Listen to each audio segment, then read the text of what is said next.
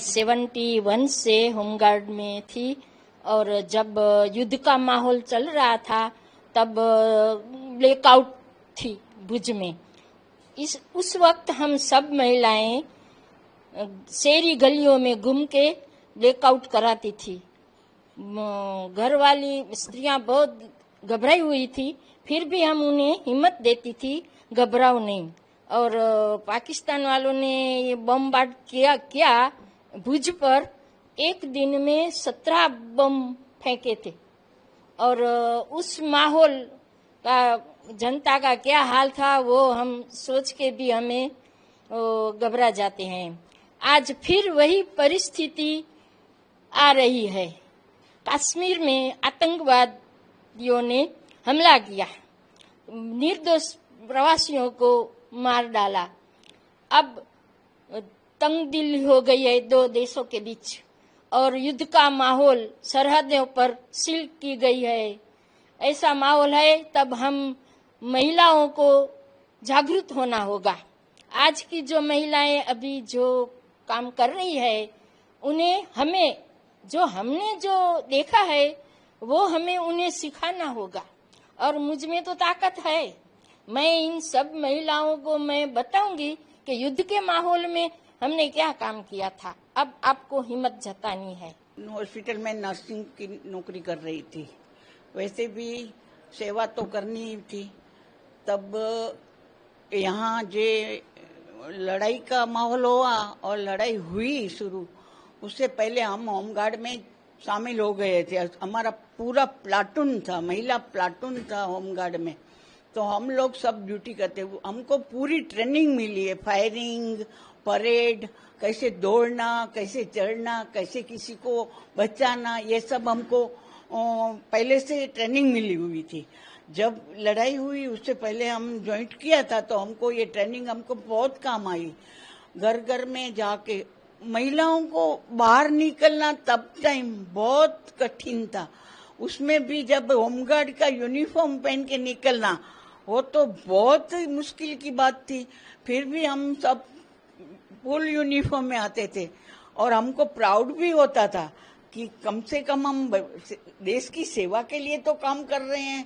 और हम अभी भी सबको बोलते हैं कि लड़कियां और महिलाएं ट्रेनिंग में आए और ये सब करने के लिए वो लोग की जरूरत है।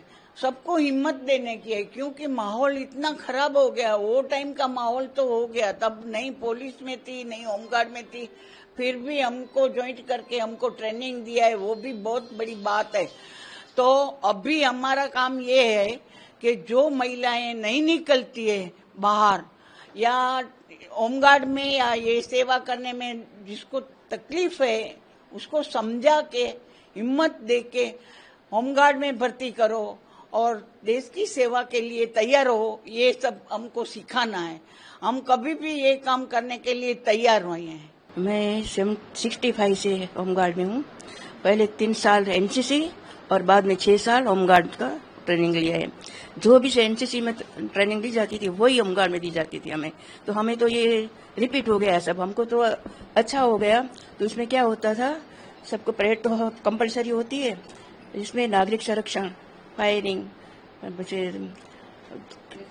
जो भी आर्मी के अंदर जो भी काम किया जाता, जो भी ट्रेनिंग दी जाती है वो सब भी होमगार्ड में दी जाती है ट्रेनिंग। तो हमने वो ली और उसके बाद 71 में, अब बात है 71 की, तो हम 71 में जो भी काम हमें मिलता था वो हम सब करते थे। जैसे कि ब्लैकआउट हुआ, बहनों को संभालना, फिर कोई भी काम हमें सौंपा जाता था वो हम करते थे। तो वही 71 का हमारा मतलब था कि आज जो माहौल है युद्ध का अलग है। पहले जो माहौल था वो हमसे 2 महीने पहले ट्रेनिंग दी जाती थी कि युद्ध अगर होगा तो हम कैसे कर दें। तो जहाँ भी तुमको बच्चों को नहीं, औरतों को तो तालीम दी जाती थी, मगर जैसे युद्ध होता तो क्या होता है, युद्ध होता तो क्या होता है कि पहले से उसकी तैयारी करनी पड़ती है। आज ऐसा नहीं है, आज युद्ध अलग जाता है, अलग आज है वो युद्ध नहीं है। आज युद्ध है पर तंगदिली ज्यादा है। जो ट्रेनिंग दी जाती थी हमें कि जैसे कोई बॉम्बार्डिंग होता है तो तुम कैसे रेस्क्यू करोगे? मैं तो खुद सरकारी कर्मचारी थी, अब निवृत्त हूँ, लेकिन मेरा ये माँ जो थी, मेरी माता थी, वो कच्छ की प्रथम महिला होमगार्ड थी। और उस जमाने में 65 की साल में जब लड़ाई हुई थी तो उसके बाद जो जवान घायल हुए थे उनके लिए ब्लड की जरूरत पड़ी, तो वो भी उन्होंने ब्लड डोनेट किया।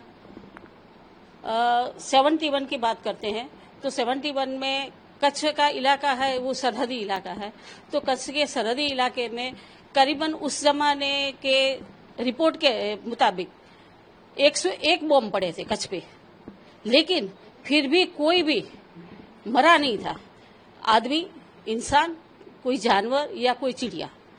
तो ऐसे माहौल में हमारी बहनें ने जो काम किया है, उनका जुस्सा था। जब आज भी जुस्सा, इतनी बड़ी उम्र की बहनें 70 से आगे बढ़ चुकी है, लेकिन फिर भी उसका जुस्सा वही है। आज मैं भी यही बोलती हूँ कि मेरी माँ ने हमको ऐसी ट्रेनिंग दी है। मैं खुद भी एनसीसी की सार्जेंट रह चुकी हूँ। और दूसरी बात ये है कि अभी जो ये हमला हुआ है तो उसके मुताबिक जो 99 में कारगिल की लड़ाई हुई थी, तो वैसे हम बाइकर हैं, तो बाइक से हम लोग कारगिल गए थे, तो वहां हमने खुद ने देखा है कि पाकिस्तानियों का बैज है, उसका लाइसेंस है, उसका आइडेंटिटी कार्ड है, लेकिन फिर भी वो बोलते हैं कि ये लोग हमारे नहीं थे, ये आतंकी है। ये गलत बात है।